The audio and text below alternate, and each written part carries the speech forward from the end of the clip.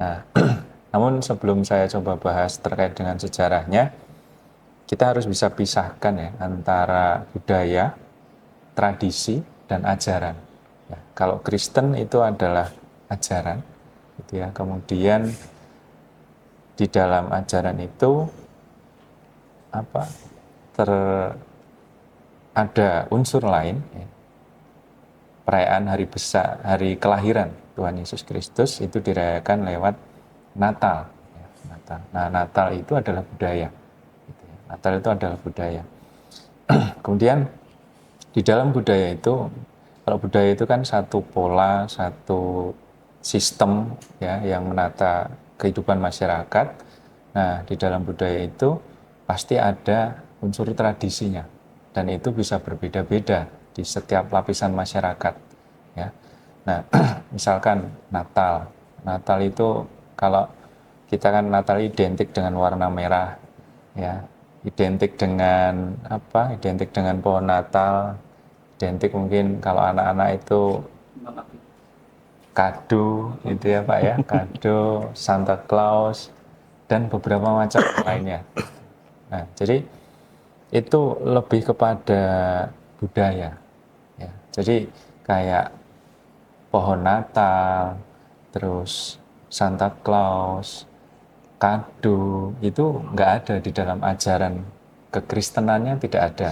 Gitu. Hanya budaya Eropa itu dalam perayaan Natal itu ya ada unsur pohon Natalnya, ada unsur kadonya, kemudian seiring dengan perkembangan ada mungkin sering ya ada Santa Clausnya gitu. Itu hanya budaya dan tradisi yang menghiasi perayaan hari besar Natal. Itu mungkin ya contohnya. Gitu.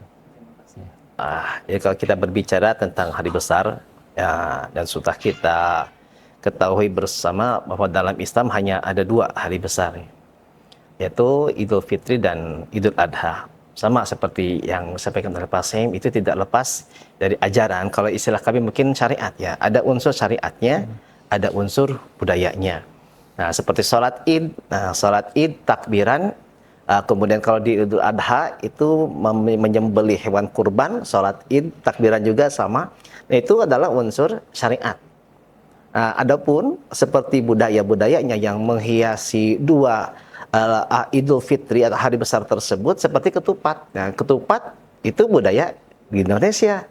Nah, sedangkan kalau di luar Indonesia itu beda lagi budayanya. Jadi kita ada opor ayam atau kuliner-kuliner yang memang ya sesuai dengan sumber daya alam yang tersedia di Indonesia. Nah, itu tidak menjadi masalah karena dalam Islam pun mengakui budaya selama itu tidak bertentangan dengan ajaran syariat.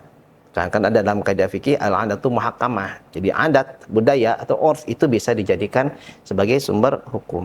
Nah, kemudian seperti hanya pakaian kan, pakaian kita pecinya, peci hitam gitu kan, peci Nusantara, memakai sarung. Nah, itu budaya.